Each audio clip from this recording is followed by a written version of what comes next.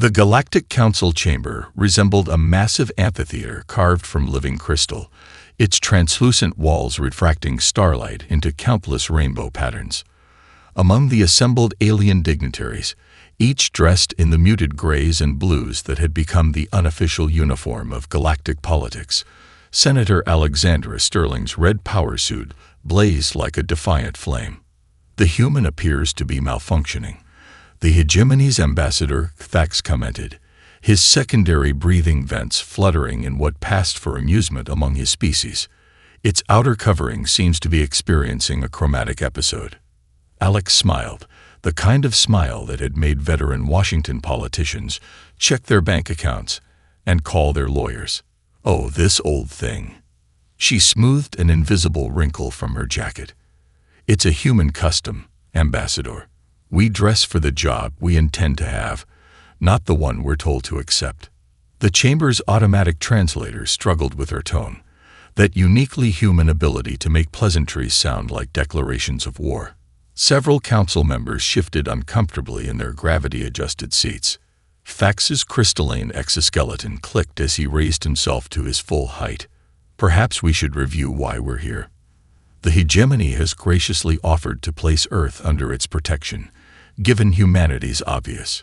His upper limb made a dismissive gesture, "limitations." The massive screens surrounding the chamber flickered to life, displaying carefully selected footage. Human wars, nuclear tests, environmental disasters.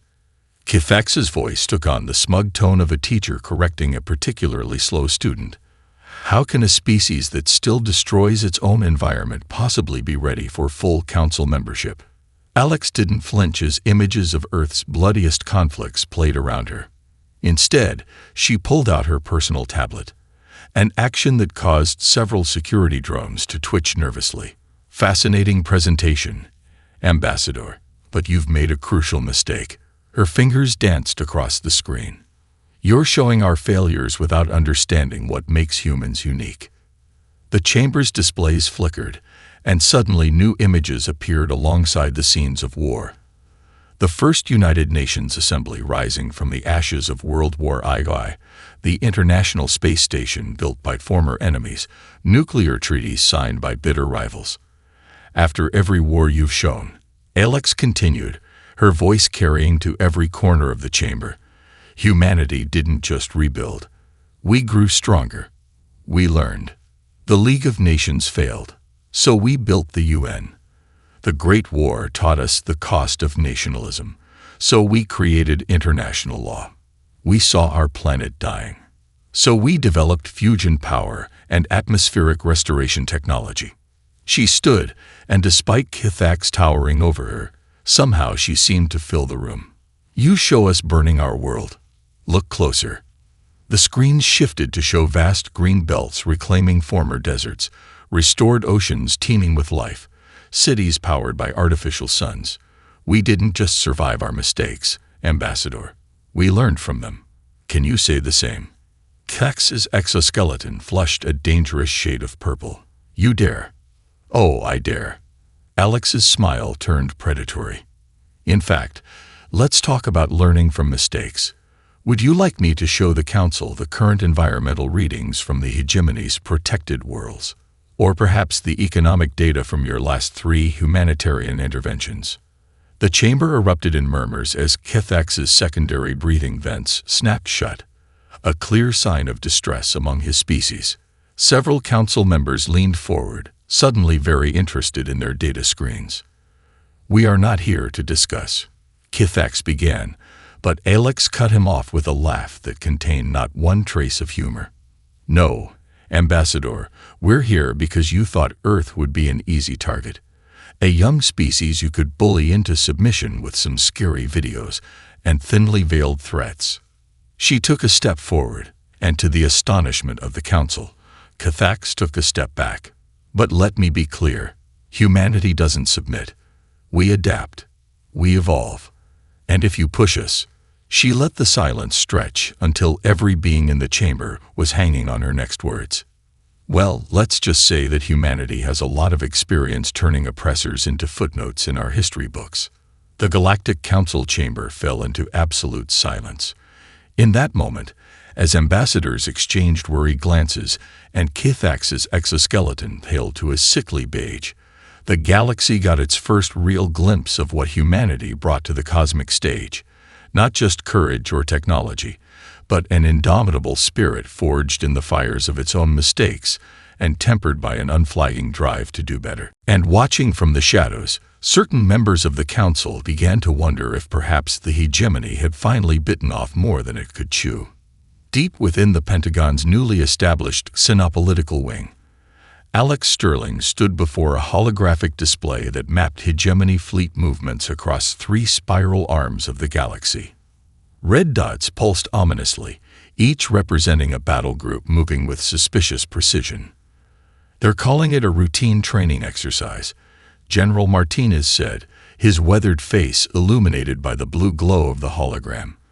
"But something about this pattern looks familiar," Alex finished, her fingers tracing lines between the fleet positions. December 1941. The Japanese fleet maintained radio silence, conducted routine exercises, and scattered their forces to mask their true target. She turned to face the assembled military and intelligence leaders. "Pearl Harbor taught us that the deadliest attacks come wrapped in normalcy." Admiral Chen frowned at her tablet. "Senator, with all due respect, you're comparing ancient Earth naval tactics to advanced alien fleet movements. Because the psychology hasn't changed." Alex tapped a command into the display, overlaying historical Pacific War maps onto the Galactic chart.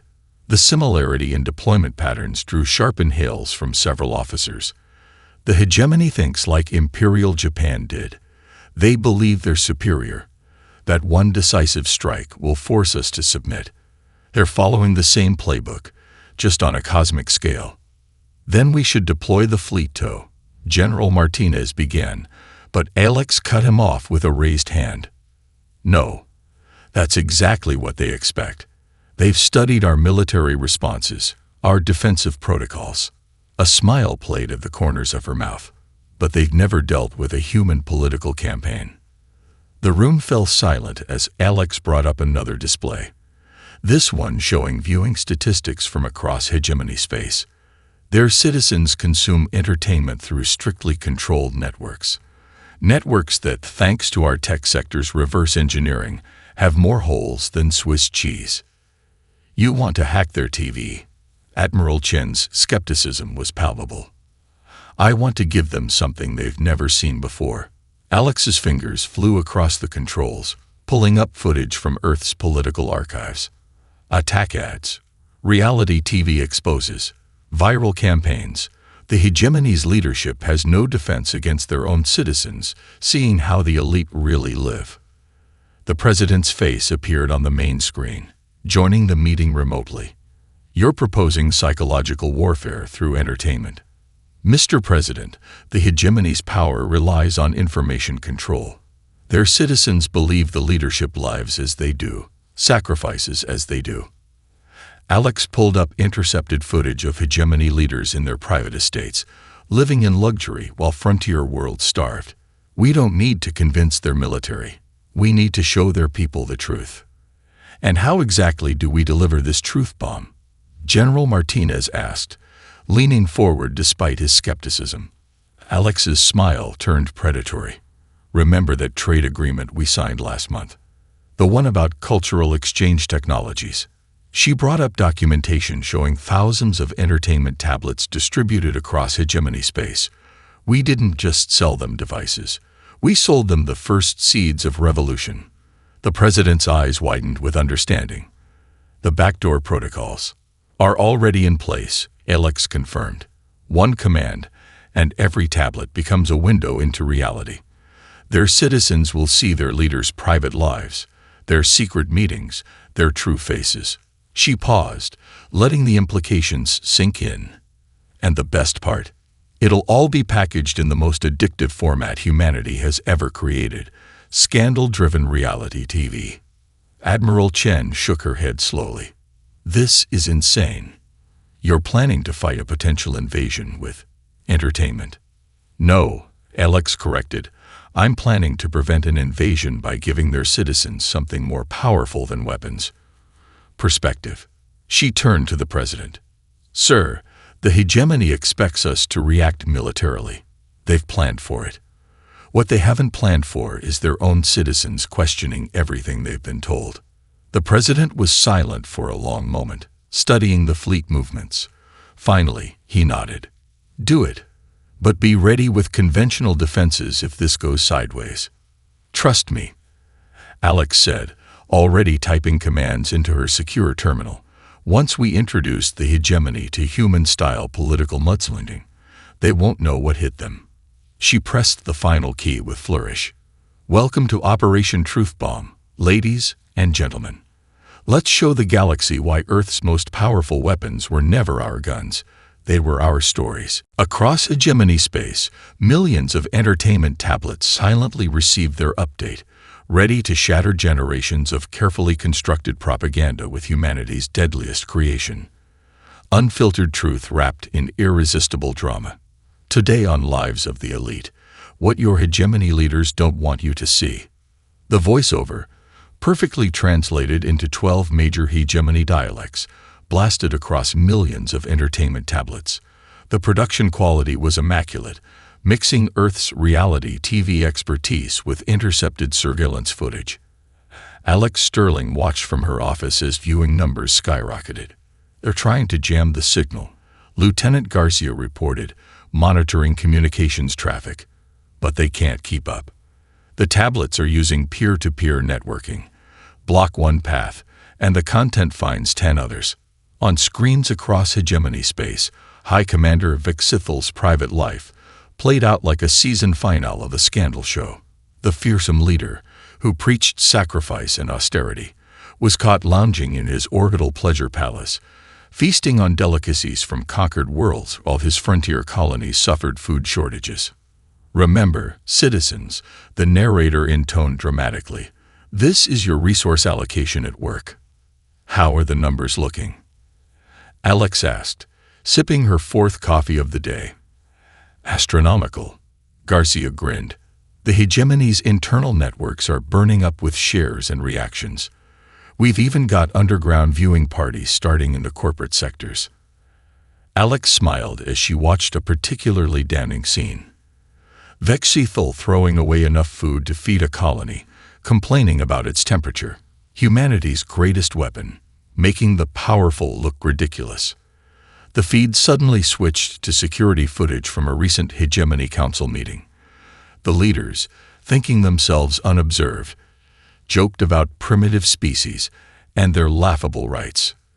The footage was expertly cut with scenes of suffering from their protected worlds. Mom, Garcia's voice took on an urgent tone. We're detecting massive information spikes across their networks. They're making memes. Alex nearly spat out her coffee. They're what? Look! He pulled up a series of images spreading across hegemony social channels.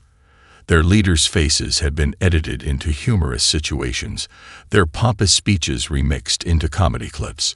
They're taking our format and running with it. Show me the best ones. Alex leaned forward, her eyes sparkling. A collection of viral content filled the screens. High Commander Vixthel's face poorly edited onto a dancing Earth cat. Security footage of a hegemony minister slipping on polished floors, set to Earth slapstick music. Serious propaganda speeches transformed into auto-tuned songs about corruption. They've discovered political satire, Alex whispered, almost reverently. They're learning to laugh at power. An alert flashed across their monitors. The hegemony's Ministry of Information was attempting an emergency broadcast. Alex watched with satisfaction as their stern warning about foreign propaganda was immediately turned into a parody by millions of newly minted amateur comedians. Senator, Garcia called out, you need to see this. It's spreading beyond entertainment channels. We're seeing work stoppages, public gatherings. Some colonies are demanding electoral representation. Alex stood, walking to the window overlooking the Pentagon's courtyard. How's the hegemony responding? Poorly, Garcia smirked. They're threatening to arrest anyone sharing seditious content. But the threats are just becoming more meme material. There's a viral trend of citizens posting their own luxury item comparisons with leadership holdings. Time for Phase 2, Alex declared. Release the historical footage. Across hegemony space, tablets began playing documentaries about Earth's own struggles with authoritarianism. The fall of dictators, peaceful revolutions, the power of civil resistance. Each piece was carefully chosen to resonate with their current situation. Ma'am, Garcia's voice was quiet now. The first protests have started in the corporate sectors. They're using Earth slogans, carrying signs with quotes from human history. Alex watched as footage streamed in.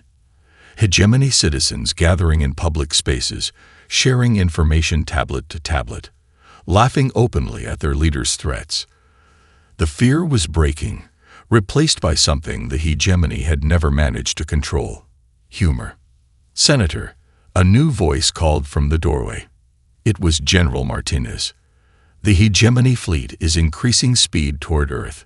They're abandoning all pretense of exercises. Good, Alex smiled, watching another of Vexthal's pompous speeches get remixed into a dance video. Let them come. Their citizens are watching now, and nothing terrifies authoritarians more than being laughed at. As if to prove her point, a new alert flashed.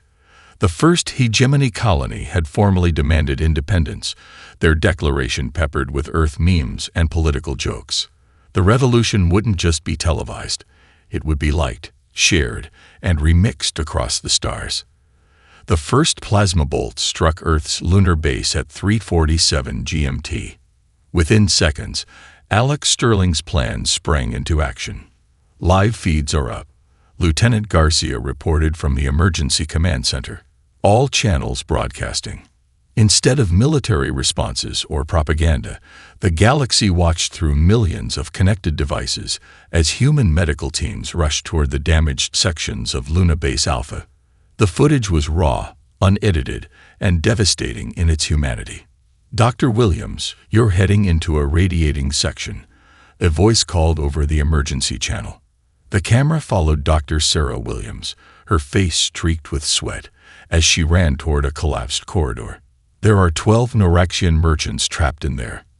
6 of them children. I'm not leaving them. Across hegemony space, citizens watched transfixed as human first responders risked their lives to save alien civilians. The feed split between multiple cameras, each telling its own story of courage. Status on the hegemony fleet? Alex demanded, her eyes fixed on the rescue efforts. General Martinez gestured to a tactical display. They're pressing the attack, but their formation is hesitant. Our broadcast is affecting their crews. On screen, Dr. Williams and her team had reached the trapped Noraxians. The camera caught every detail as human medics shielded alien children with their own bodies while cutting through debris. Ma'am, Garcia's voice cracked with emotion. The viewing numbers. They're beyond anything we've seen. The hegemony's own ships are tuning in. Alex nodded grimly. Split screen the feeds. Show their attack alongside our response. The galaxy watched the contrast in stark clarity. Hegemony warships firing on civilian structures while humans risked everything to save lives, regardless of species.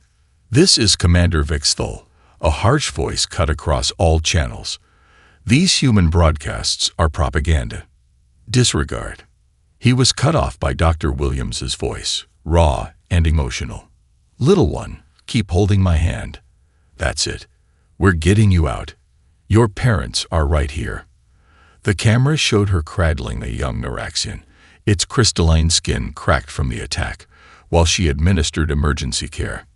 Incoming message from the Noraxian Confederation, Garcia announced. They're declaring the hegemony's actions an act of war against their merchant fleet. They're demanding immediate cessation of hostilities. Alex allowed herself a small smile. The hegemony didn't think about the other species caught in their attack. Show the galaxy their true face. The feeds continued, relentless in their authenticity. Human rescue workers pulling alien survivors from wreckage. Earth doctors treating wounds without asking species or allegiance. And through it all, the hegemony ships continuing their bombardment. New development, Martins reported. 3 hegemony destroyers have broken formation. They're refusing orders to fire on medical evacuation ships. The command center erupted in activity as more reports flooded in. Hegemony crews, watching the rescue efforts through their own entertainment tablets, were beginning to question their orders. This isn't what we were told. One hegemony lieutenant's transmission leaked across open channels. They said humans were savages. But look at them. They're saving our merchants while we... Alex stepped forward, her voice clear and strong. Send the next package. Show them who we really are. The broadcasts expanded, showing Earth's history of disaster response. Humans rushing toward danger instead of away from it. Ancient footage of firefighters climbing the towers on 9 elephants. Modern clips of fusion plant workers containing breaches with their own bodies. A century of humanity's finest moments, not in war, but in saving lives. Hegemony fleet is in disarray, Martins reported with growing excitement. Multiple ships breaking ranks.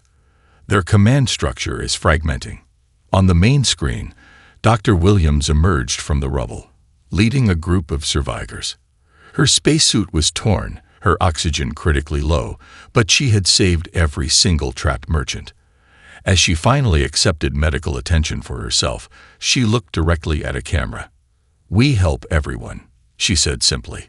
"That's what humans do." The impact was immediate. Across hegemony space, citizens began sharing their own stories of human kindness, of Earth merchants who helped them during crisis, of human doctors who treated their sick without payment.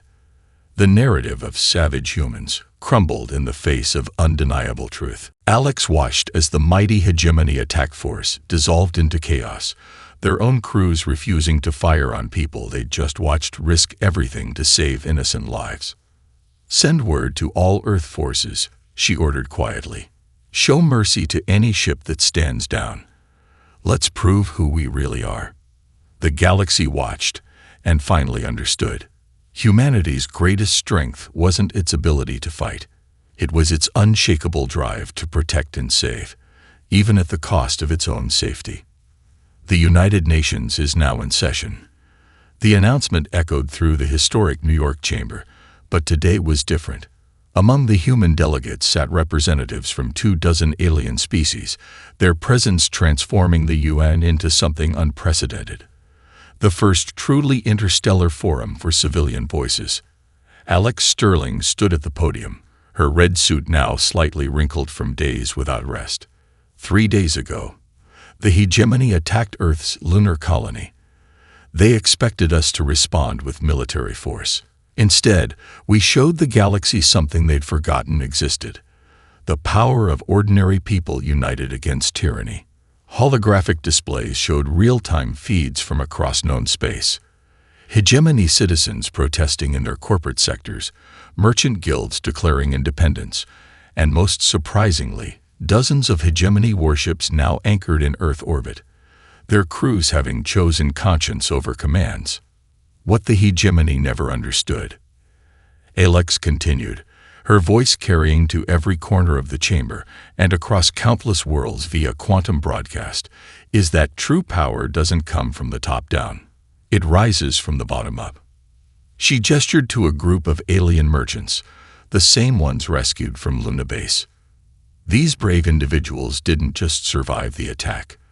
They shared their stories. Their words reached hegemony crew members, who then shared their own doubts. A chain reaction of truth that no military force could stop. In the audience, a Naraxian trade minister rose. "Earth has shown us a new way. For centuries, we accepted the hegemony's protection because we thought resistance required massive military force. But humans, they gestured at the ongoing feeds of peaceful protests. Humans showed us that the strongest weapon is the courage to say no together." Alex smiled, which brings us to today's proposal. For too long, galactic politics has been controlled by military powers and corporate interests. I propose we create something new: the Interstellar Civil Assembly. Not for governments or corporations, but for people. All people. The chamber erupted in discussion as Alex brought up a new holographic display. Earth's history is full of examples of civilian movements changing the course of nations. The Civil Rights Movement, the fall of the Berlin Wall, the Climate Recovery Initiative. Each succeeded because ordinary people stood together. She pointed to specific footage. Hegemony citizens sharing meals with escaped labor camp workers, merchant ships delivering supplies to rebelling colonies, former enemy species helping each other evacuate from conflict zones. This is humanity's gift to the galaxy, Alex declared. Not our technology, not our military strategies, but our experience in turning enemies into allies through shared struggle. A hegemony defector, still wearing a modified captain's uniform, stepped forward. 3 days ago, I commanded a destroyer tasked with bombarding Earth. Today, I stand here because humans showed me that real strength isn't in following orders. It's in choosing to help others even at great personal risk. The chamber fell silent as Alex revealed the final part of her plan. The Interstellar Civil Assembly will establish the galaxy's first free press corps, staffed by journalists from every species. No government censorship, no corporate control. Just truth, freely shared across the stars. She paused, letting the implications sink in. We'll create exchange programs between worlds, not just for officials, but for ordinary citizens. Art collaborations, cultural festivals, educational partnerships. The hegemony ruled by keeping species afraid of each other. We'll build peace by helping them understand each other. From the back of the chamber, a voice called out. And if the hegemony leadership attempts to stop this? Alex's smile turned sharp. Then we'll do what humans have always done best. Innovate. Our telecommunications companies are already developing quantum networks that can't be jammed. Our entertainment industry is creating cross-species programming that makes censorship impossible. And our social media experts. She chuckled. Let's just say the galaxy isn't ready for what they have planned. The chamber erupted in cheers and appendage waving as species after species pledged support. Merchant guilds offered ships for civilian transport. Entertainment networks promised airtime for uncensored news. Even former hegemony worlds stepped forward, eager to join this new form of galactic cooperation. As Alex watched the spontaneous collaboration unfold, she realized humanity had given the galaxy something far more valuable than military victory. They'd given them hope, wrapped in the most powerful package humans had ever created. The unshakable belief that ordinary people, standing together, could change the universe. The hegemony's royal palace, once a symbol of absolute power, now echoed with something its crystalline walls had never witnessed before: laughter. Specifically, the sound of 60 million citizens howling at the galaxy's first cross-species comedy broadcast. Leaders say the darndest things. And here we have High Commander Vixthul, announced the Centaurian host, her tentacles wiggling in amusement, explaining why his personal yacht needs a swimming pool despite his species being hyperphobic. Alex Sterling watched the broadcast from her temporary office in the newly established Galactic Broadcasting Center on Mars. The revolution she'd started had evolved beyond her wildest expectations. "Senator," Lieutenant Garcia called out, barely containing his grin, "you need to see this. The underground comedy clubs we helped establish. They've gone mainstream. Even former hegemony enforcement officers are doing stand-up now." On multiple screens, Alex watched as a former hegemony security chief, now the galaxy's unlikeliest comedy sensation, delivered his most famous routine. "So I tell the rebel, stop in the name of the law. And he says, which law? The one about your leader's golden toilet, or the one about mandatory applause during speeches?" The audience, a mix of dozen different species, roared with laughter. The walls of fear were crumbling, one joke at a time. "Ma'am," Garcia's tone suddenly turned serious. "Priority alert from intelligence. The remaining loyal hegemony forces are planning something big. They've gathered their last fleet at Proxima Station." Alex nodded, unsurprised. "They still don't understand. Show me the civilian feeds from that sector." The screen shifted to show hundreds of civilian ships surrounding the hegemony fleet. Merchant vessels, passenger liners, private yachts, all broadcasting continuously. Every movement of the military vessels was being documented, commented on, and in many cases, mercilessly mocked. "Those ships aren't just watching," Alex explained. "They're carrying our most powerful weapon, witnesses. The hegemony can't hide anymore." As if to prove her point, a new viral trend exploded across the networks. Citizens were sharing hegemony leadership bingo cards, marking off squares for every cliché action their remaining leaders took. Dramatic speech about destiny was currently in the lead. New development, Garcia reported. The comedy channels are organizing something called Operation Laugh Track. There, he double-checked his data. They're sending comedy performances to all military frequencies. The fleet commanders can't communicate without hearing jokes about themselves. Alex leaned back, remembering a conversation from Earth's history. During the Cold War, a Soviet official was asked why they banned jokes about leadership. He said, "Because a joke is like a tiny revolution. We didn't just give the galaxy democracy. We gave them permission to laugh at power." The main screen suddenly lit up with urgent alerts. The hegemony fleet was powering weapons. Their commander's voice, trying to sound authoritative, broadcast across all channels. "This is your final warning. Submit to legitimate authority or..." He was cut off by a wave of laugh tracks, followed by a remix of his own previous speeches set to dance music. Across the fleet, crews were openly sharing jokes on their command channels. "They're targeting the broadcast centers," Garcia reported, but he didn't sound worried. "How many cameras are recording them right now?" Alex asked. "At least 10,000. Every civilian ship has their feeds running. Some are even doing live commentary." The hegemony commander's voice returned, now tinged with desperation. "Your revolutionary propaganda." "Oh, please," a merchant captain interrupted on the open channel. "The only propaganda we need is your actual recorded statements. Have you watched your own speeches? Better comedy than the professional shows." Laughter cascaded across the frequencies. The mighty hegemony fleet, which had once terrorized the galaxy, found itself paralyzed, not by weapons, but by the impossibility of maintaining authority while being the galaxy's biggest punchline. "Final status?" Alex asked, already knowing the answer.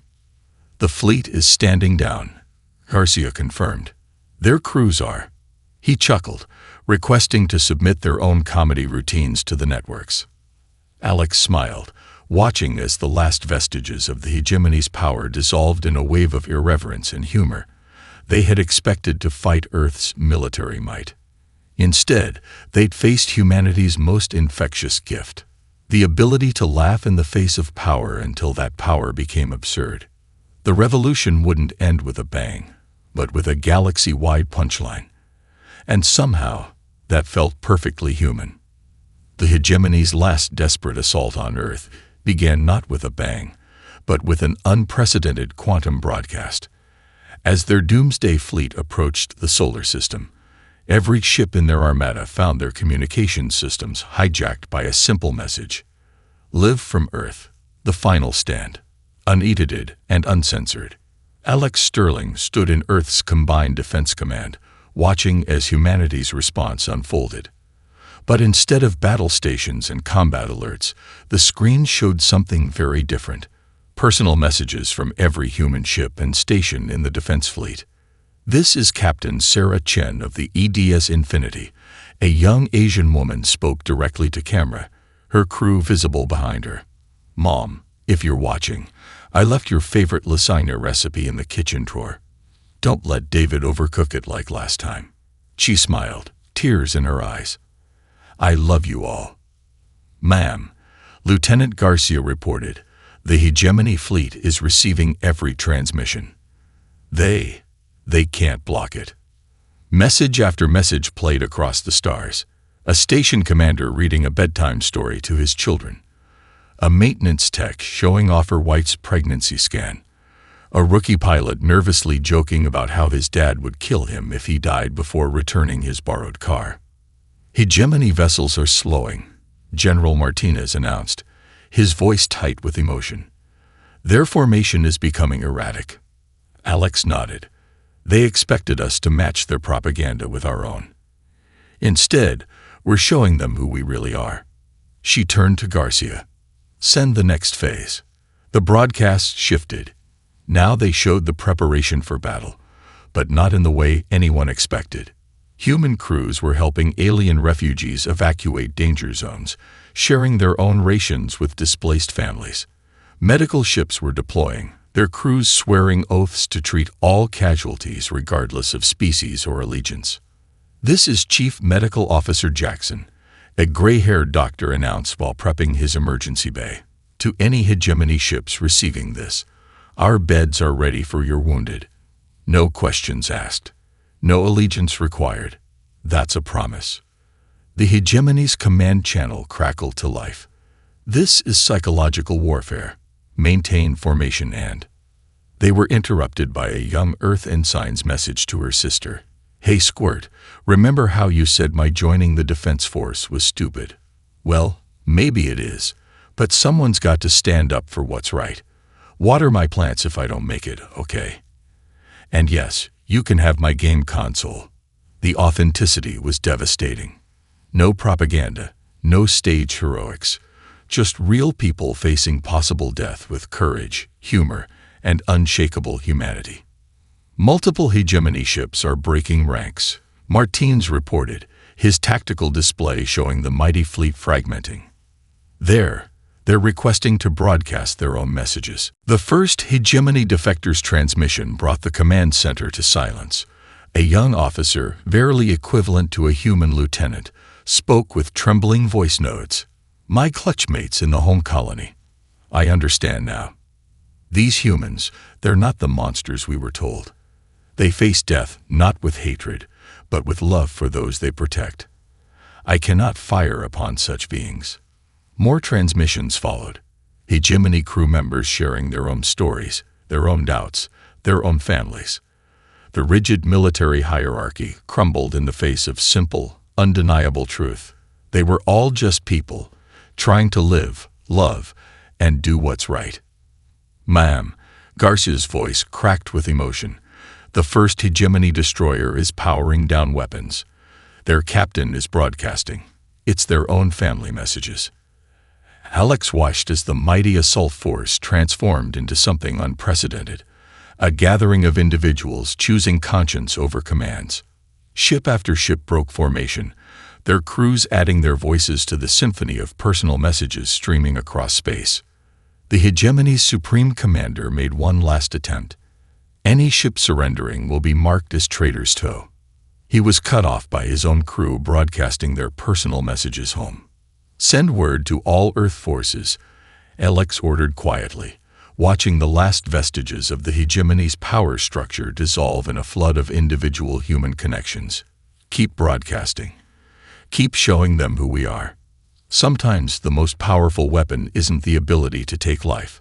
She smiled as another hegemony ship powered down its weapons, its crew now sharing pictures of their own families, but the courage to share our lives with those who were sent to end them. The greatest battle in Earth's history ended not with explosions or victory parades, but with millions of personal messages crossing the void between stars, turning enemies into individuals, and proving that humanity's greatest strength was never its ability to fight, but its unshakable drive to connect. 1 year after the battle that never was, as historians now called it, Alex Sterling stood on the stage of the newly inaugurated Galactic Assembly of Free Peoples. The massive amphitheater, built in Earth's Geneva, represented everything humanity had brought to the stars. The walls were transparent, the proceedings were broadcast live across thousands of worlds, and most importantly, the delegates weren't just government officials. They were teachers, artists, workers, and everyday citizens from every known species. "When I first wore this red suit to the Galactic Council," Alex began, touching the now famous garment, "an ambassador asked if I was malfunctioning. Today, I see 200 different species wearing their own versions of it, not because they have to, but because they choose to. Laughter rippled through the chamber. She wasn't wrong. Splashes of red adorned beings of all shapes and sizes, a symbol of the quiet revolution that had transformed the galaxy. But the real change isn't in what we wear, she continued, gesturing to the massive screens showing live feeds from across known space. It's in what we share. The screens displayed scenes that would have been unimaginable a year ago. Hegemony children attending virtual classes taught by human teachers. Former enemy species collaborating on entertainment shows. The galaxy's first interspecies stand-up comedy festival, where a former hegemony commander was now the headline act with his legendary routine. So I used to be an evil overlord. Last week, Alex said, her voice carrying easily through the chamber, I received a message from a young hegemony citizen. She asked me if humans had planned this all along. If our strategy of sharing personal stories and encouraging laughter was some master scheme for galactic dominance. She paused, letting the humor of the moment sink in. I told her the truth. Humans never plan anything that well. We just know, deep in our bones, that people are people, no matter their species. And people need three things to thrive: the freedom to speak truth, the courage to laugh at power, and the chance to share their stories. The main screen switched to a live feed from the former hegemony capital world, where the galaxy's first school of democratic humor was holding its graduation ceremony.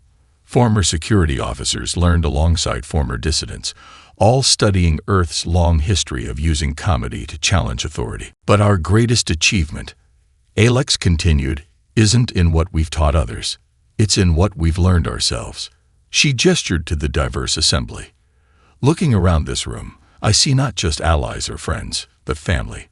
We've shared meals, jokes, stories, and yes, even fashion tips with species we once thought we could never understand. A holographic display activated, showing statistical graphs. Trade is up 300% across former hegemony space. Interspecies marriages have become so common we had to create new administrative departments just to handle the paperwork. And my personal favorite, the galaxy's first interspecies soap opera has more viewers than all previous hegemony propaganda channels combined. Chuckles echoed through the chamber. Everyone had gotten hooked on As the World's Turn, especially its dramatic revelation that the hegemony administrator was actually his own clone's long-lost third cousin. But the real victory, Alex's voice softened, becoming more personal, is in the small moments. The hegemony child who calls her human teacher aunt. The former enemy species who now vacation together. The comedy clubs where healing happens one laugh at a time. She straightened, her expression serious but hopeful. 1 year ago, the galaxy expected Earth to show its power through force. Instead, we showed something far more revolutionary, the power of being unashamedly, undeniably human. We shared our stories, our laughter, our tears, and our terrible reality TV shows. The chamber erupted in laughter. Earth's entertainment had become famously addictive across known space. And so, Alex concluded, I propose we make it official. Let this assembly be not just a governing body, but a promise. A promise that in this galaxy, every voice matters, every story deserves to be heard. And most importantly, she smiled, her eyes twinkling. Everyone has the right to laugh at their leader's embarrassing vacation photos. As the chamber filled with cheers, applause, and various appendage wavings, Alex watched the live feeds from across the stars. Humans and aliens sharing meals, telling jokes, falling in love, and building a future together. The galaxy had expected Earth to change them through force. Instead, humanity had transformed the cosmos with something far more powerful: the simple, revolutionary act of being themselves. The age of empires was over. The age of shared stories had begun.